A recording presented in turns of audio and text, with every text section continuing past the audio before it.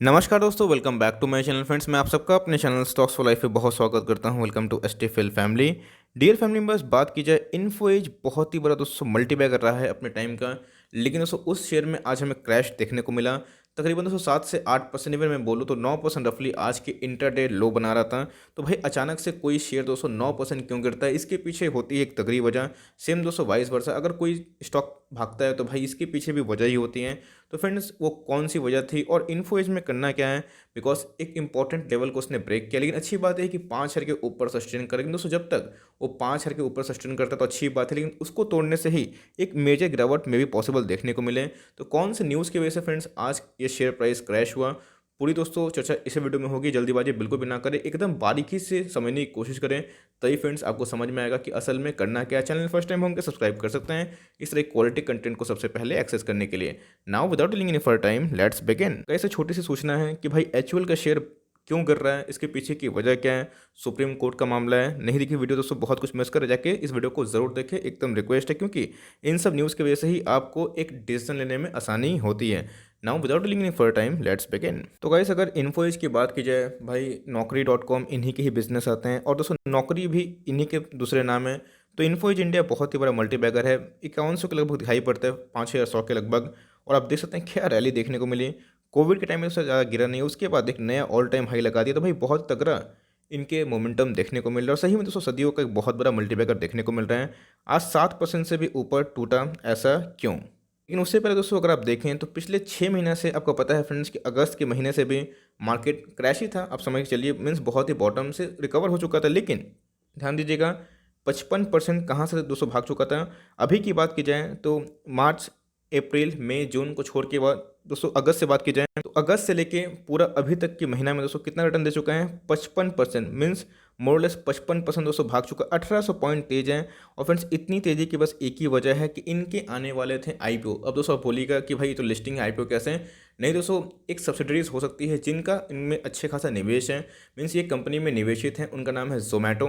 तो फ्रेंड्स जोमेटो के आईपीओ को लेके ये बहुत तेज़ दिखाई पड़ रहा था। तो फ्रेंड्स अभी जोमेटो को लेके ही न्यूज़ आ रही है और दोस्तों इस न्यूज़ की वजह से ही ये स्टॉक आज क्रैश हो चुका है। एकदम दोस्तों ब्रेकिंग न्यूज़ है, आप देख सकते हैं कि no deals no specific timelines for Zomato IPO drag Info Edge shares down. आपको पता है फ्रेंड्स कि मार्केट में बहुत हो हल्ला था कि भाई इनके जोमेटो को आईपीओ जल्दी लिस्टिंग होते हुए देखने को मिलेंगे। लेकिन दोस्तों इधर पे आप देख सकते हैं कि कोई भी पुष्टि नहीं होना कि डील कब होंगे और आईपीओ लिस्ट कब होगी। इसलिए फ्रेंड्स सारे जो न्यूज़ पहले से ही फैक्टर इन थे, तो भाई इधर पे बिकवाली हो गई है। तो अब दोस्तों बहुत ही इंपॉर्टेंट चीज़ है, करना क्या है, लेकिन उससे पहले न्यूज़ को पूरा पढ़ेंगे। Info Edge investors sitting are sitting on handsome gain notwithstanding Tuesday correction. The stock has rallied as much as 44% since October end. This also means scope for meaningful upside may be limited here on. का मतलब friends कि अगर आप देखें तो भाई अक्टूबर के महीने से 44% भाग चुका है।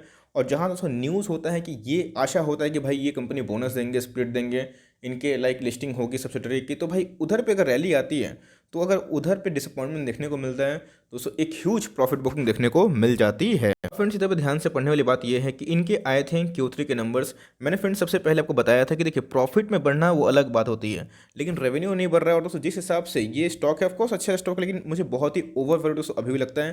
लेकिन यस, मार्केट में मुझे लगने से कुछ नहीं होता है। मार्केट दोस्तों सबसे पहले एक रिवॉर्ड करता है अच्छी कंपनी को। तो भाई आज देख सकते हैं कि इनके जो Q3 के नंबर्स आते हैं, उस Q3 के नंबर्स को तो मार्केट में उतना एक्साइटमेंट देखने को नहीं मिला था, मीन्स उतना तेज नहीं भागा था। लेकिन दोस्तों अभी की बात की जाए तो अभी कुछ एनालिस्ट से इनका बात हुआ दोस्तों, तो आप देख सकते हैं कि primary two things that stand of one, Info Edge management could not offer any clarity on the deal acquisition pipeline, which is something investors seems to be keenly waiting for after it raised fund। भाई इधर पर clarity नहीं आती है कि अगर जोमेटो की listing कब होगी नहीं होगी, तो मार्केट इसको लेकर डिसअपॉइंटमेंट जरूर फील करता है।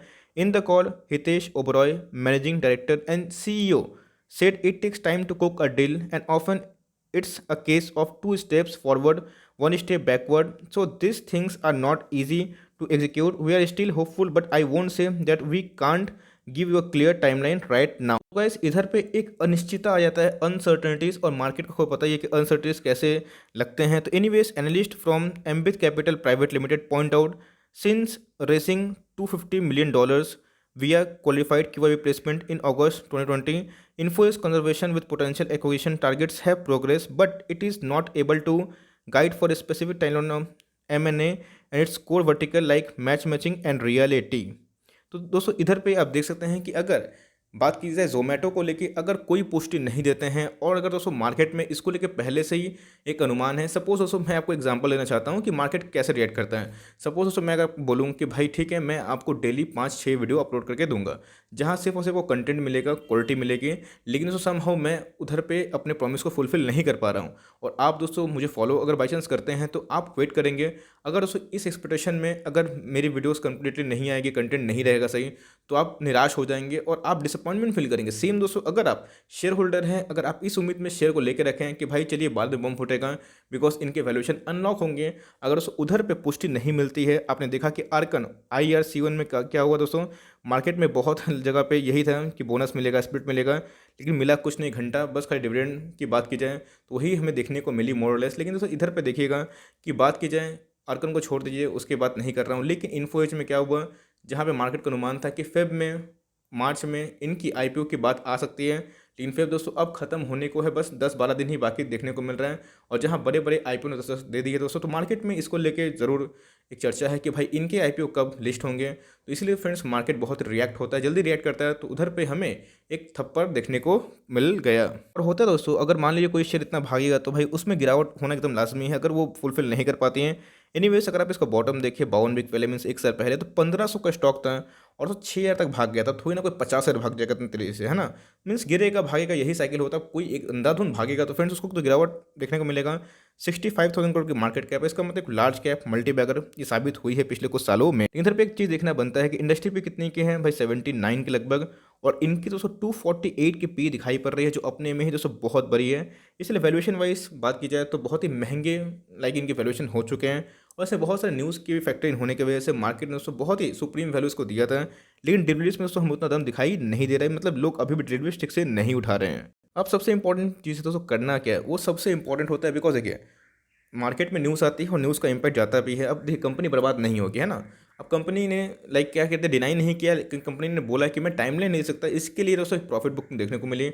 मैंने आपको बताया कि कोई स्टॉक लॉन्ग टर्म तक भागता नहीं, गिर गिर के भागता है और भाग भाग के गिरता है, यही कहानी हमने देखने को मिलती है।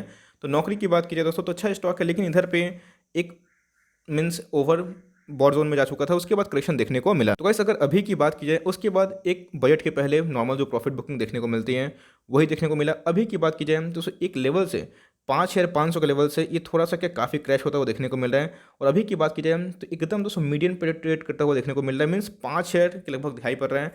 अगर दोस्तों फर्दर कोई भी एक नेगेटिव न्यूज़ आती है तो अगर दोस्तों 5 का लेवल तोड़ता है, आपको क्लियर कटे 4850 या फिर उससे नीचे देखने को मिल सकता है। वैसे अगर इन्फोएज की बात की जाए तो नो डाउट कंपनी के बिजनेस मॉडल काफ़ी बेहतरीन है। कंपनी नौकरी बात की जाए दोस्तों लाइक 99 एकर्स, जीवन साथी .com, जो मीन्स बहुत जो फ्यूचरिस्टिक अप्रोच है वो करते हुए दिखाई पड़ती है। लेकिन दोस्तों to be very honest 5 share के ऊपर मैं तो इस शेयर को लेने वाला नहीं हूँ।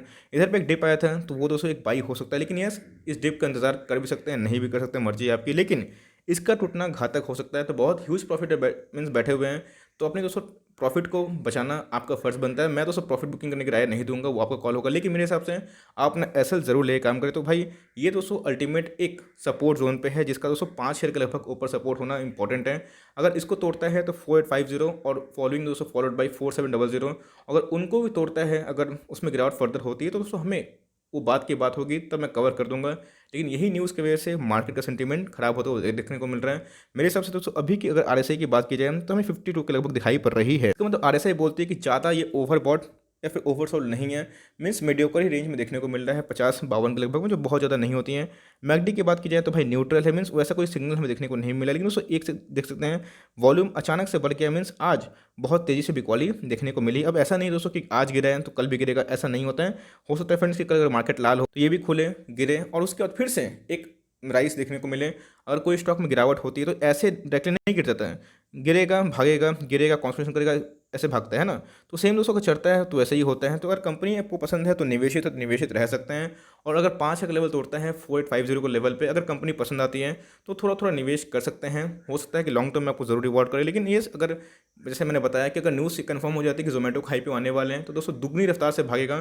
तो अगर खराब न्यूज़ की वजह से गिरता है तो कंपनी खराब नहीं अच्छी है, आप चाहे तो थोड़ा थोड़ा माल उठा सकते हैं। तो बहुत सारे सब्सक्राइबर का मैंने कमेंट देखा कि सर नौकरी क्यों गिरा, तो भाई ठीक है, नौकरी क्यों गिरा तो भाई मैंने उसको कवर कर दिया। आई हो दोस्तों ये कंटेंट वाली वीडियो आपको अच्छी लगी होगी। अच्छी लगी तो भाई ज़रूर एक लाइक कर देगा, चैनल फर्स्ट टाइम तो याद से सब्सक्राइब कर सकते हैं। फर्दर कोई डाउट है उसको याद से ड्रॉप करिएगा, और कोई स्टॉक का रिव्यू उसका नाम भी ड्रॉप करिएगा। और आपको क्या लगता है कि गिरावट होगी या फिर इसे बाउंस बैक देखने को मिलेगा, उसको भी दोस्तों जरूर साझा करें। So for timing that's the end of the video. Thanks for watching friends, God bless you all.